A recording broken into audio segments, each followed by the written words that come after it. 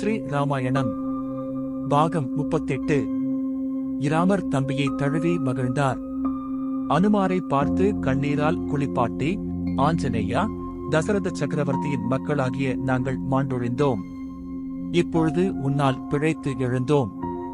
எங்களுக்கு உயிர் கொடுத்து உத்தமனே, உன் புகழ் நீடு வாழ்க என்று வாழ்த்தினார். யாவரும் உயிர் பெற்று எழுந்ததும் ஜாம்பவான் சொற்படி அனுமார் அந்த மருந்து மலையை பழையபடியே இருந்த இடத்தில் வைத்துவிட்டு திரும்பினார். பிரமாஸ்திரம் இராமனை தொழுது தன் இருப்பிடம் சேர்ந்தது. இராவணன் வெற்றி விழா கொண்டாடுவானாயினான். மகளிரும் இளங்குமரர்களும் கள்ளுண்டு மயக்கத்தால் தள்ளுண்டு மயங்கி பாடி ஆடி மகிழ்ந்தார்கள். சஞ்சீவி மருந்தினால் உயிர் பெற்று எழுந்த வானர வீரர்கள் கடல் போல் ஆரவாரம் செய்தார்கள்.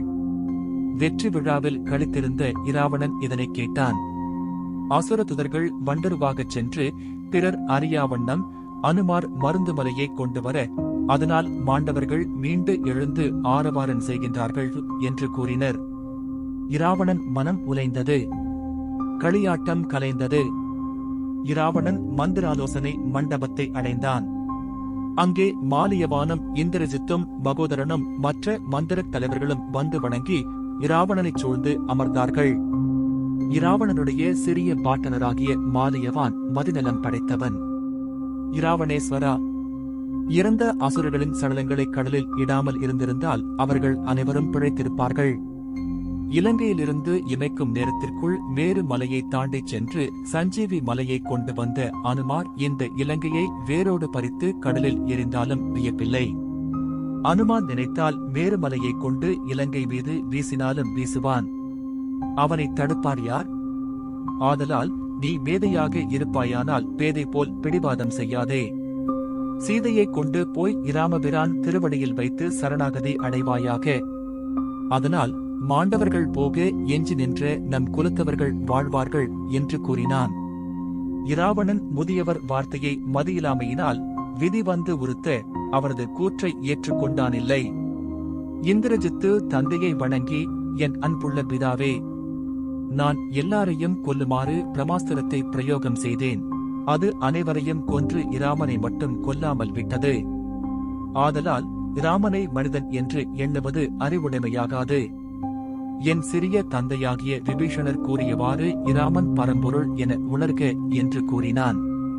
இராவணன் மிகவும் சீற்றமடைந்து, நீங்கள் என் ஆற்றலை அறியவில்லை, கூற்றுவனையும் ஆவி மாற்றுவன். நீங்கள் சென்று ஓய்வெடுத்துக் கொள்ளுங்கள்.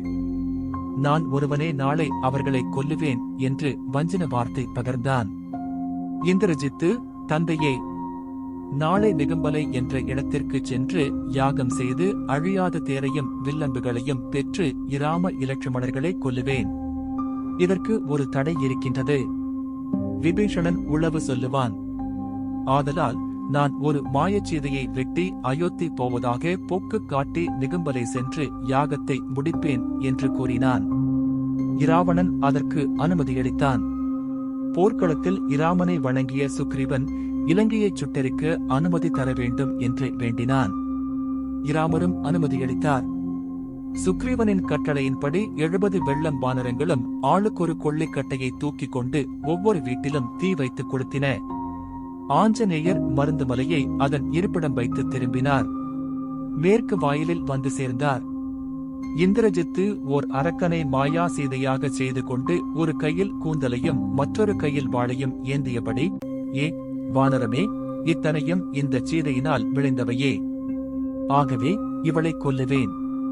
அயோத்தி செல்லுவேன். பரதன் முதலியோரிடம் போர் செய்து வெல்லுவேன் என்று கூறினான். அனுமார், அப்பா, பெண்ணை கொல்வது பெரும் பாவம். நீ புலத்திய முனிவருடைய பேரன், அறநெறியை அழிக்காதே. பாவ மூட்டைகளை கட்டிக்கொள்ளாதே.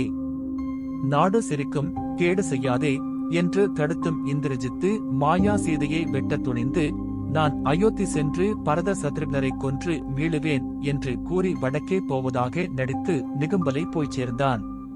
அனுமார் உண்மையில் சீதை இறந்ததாக கருதி கதறி புலம்பி எழுதார். இராமச்சந்திர மூர்த்தி சீதை மாண்டதைக் கேட்டு அசைவற்று இருந்தார். சித்திர பதுமை போல் உயிர் படைந்து ஓய்ந்திருந்தார். இலட்சுமணர் தமையனாரை தேற்றினார். அண்ணா, தேவி மாண்டாள் என்ற செய்தியை கேட்டு வருந்தி செயலற்று கிடப்பது அறிவுடைமையாகாது. இப்பொழுது அசுர குலத்தையும் மூவுலகையும் அழிக்க வேண்டும் என்று கூறினார். அப்பொழுது ஆஞ்சநேயர் இந்திரஜித்து அயோத்திக்கு சென்ற செய்தியை கூறினார். அச்சொல் இராமருக்கு வெந்த புண்ணில் வேல் பாய்ந்தது போல் இருந்தது. வானரங்கள் அனைவரும் வாய்விட்டு அழுது புலம்பினார்கள். அப்பொழுது விபீஷணர் வண்டரு கொண்டு அசோகவனம் சென்று பிராட்டியார் சுகமே இருப்பதைக் கண்டு வந்து கூறினார். இதைக் கேட்டு எல்லாரும் மகிழ்ச்சியடைந்தார்கள். இந்திரஜித்து நிகும்பலை சென்று வேள்வி செய்து வெற்றி பெற முயல்கின்றான் என்பதை விபீஷணர் கூறினார்.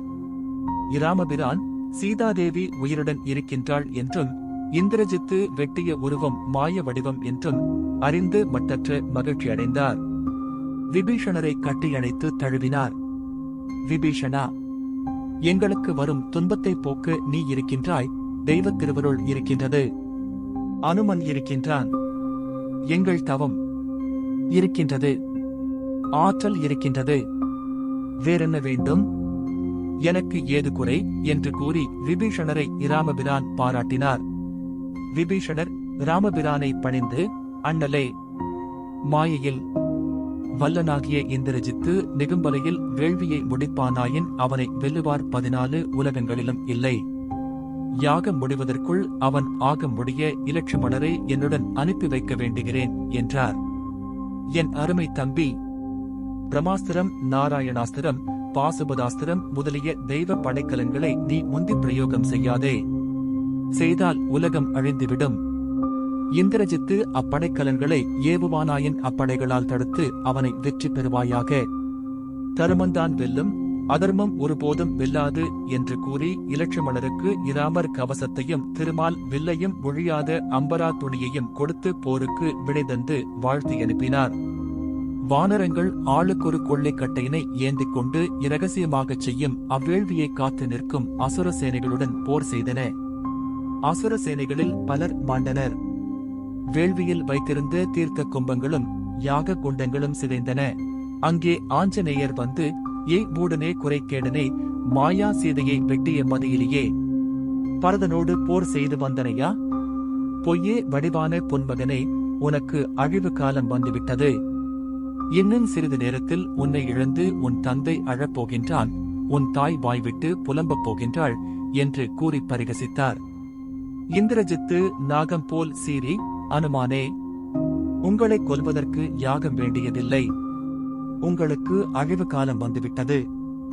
விளக்கில் விழுகின்ற வீட்டில் பூச்சிகளைப் போல் அழியப் போகின்றீர்கள் என்று வெஞ்சனத்துடன் வஞ்சன வீர வசனங்களை கூறி போருக்கு வந்தான். அனுமார் தோள் மீது இலட்சுமணர் ஆரோகணித்தார். விபீஷணர், இளைய பெருமானே, இந்திரஜித்தை கொல்லுவதற்கு இது ஏற்ற சமயம். காலம் தாழ்த்தாது அவனை கொன்று காலனுக்கு விருந்து வையுங்கள் என்று கூறினார். இந்திரஜித்துக்கும் இலக்குமணருக்கும் பெரும் போர் நிகழ்ந்தது. விண்ணில் வானவரும் முனிவர்களும் பிரமாதி தேவர்களும் அப்போரை காண்பாராயினர். இந்திரஜித்து வாயுப்படையை ஏவினான். இலட்சுமணர் தன்பாலிருந்த அக்னிப்படையை ஏவி அதனை அழித்தார். இந்திரஜித்து வருணாஸ்திரத்தை விட்டான். இலட்சுமணர் தம்மிடமிருந்த வருணாஸ்திரத்தால் அதனை துகளாக்கினார். இந்திரஜித்து சூரியாஸ்திரத்தை ஏவினான். இலட்சுமணரும் அப்படையினால் அப்படையை அழித்தார். இந்திரஜித்து பிரமாஸ்திரத்தை அபிமந்திரித்து ஏவினான். அப்படைக்கலம் அக்னி மழையை பொழிந்து கொண்டு வந்தது. தேவரும் மூவரும் இந்த அஸ்திரத்தால் உலகம் அழியுமே, இலட்சுமணர் பிழைக்க மாட்டாரே என்று வருந்தினார்கள். இலட்சுமணர் தன்பாலிருந்து மிக பெருமை வாய்ந்த பிரமாஸ்திரத்தை எடுத்து வில்லில் தொடுத்து, நீ இந்திரஜித்தின் உயிரையும் ஏனைய உலகையும் அழிக்காதே, அவன் விட்ட படைக்கலத்தை மட்டும் அழிப்பாயாக என்று கூறி பிரமாஸ்திரத்தை விழுங்கவிட்டு மீண்டது. இதைக் கண்ட வானவர் வாழ்த்தினர். இந்திரஜித்து திகைத்தான். இலட்சுமணரை மேலும் பகைத்தான். இலட்சுமணரை பார்த்து, ஏ வீரனே, இப்போது நான் விடுகின்ற கணையால் மாண்டொழிவாய், நிச்சயமாக தப்பிக்கவே முடியாது என்று கூறி மிகச்சிறந்த நாராயணாஸ்திரத்தை ஏவினான். அதைக் கண்ட தேவர்கள், நாராயணாஸ்திரம் இளைய பெருமாளை கொல்லுமே என்று வருந்தினார்கள். இராமர் இலட்சுமணரை பார்த்து, ஆண்களின் திலகமே, இந்த வெற்றிக்கு காரணம் நீயும் அல்லன், அனுமனும் அல்லன், தெய்வமும் அல்ல, விபீஷணனே ஆவான் என்று கூறினார். எல்லாரும் இன்ப சாகரத்தில் அழுந்தினார்கள். இராவணனிடம் இந்திரஜித்து மாண்ட செய்தியை கூறினால், இவன் சோகமும் கோபமும் கொண்டு நம்மை கொல்லுவானே என்றெண்ணி துதர்கள் அஞ்சினார்கள். பணி செய்கின்ற தேவர்களும் அரக்கர்களும் மூலை முடுக்குகளில் ஒளிந்து கொண்டார்கள். தொடரும்.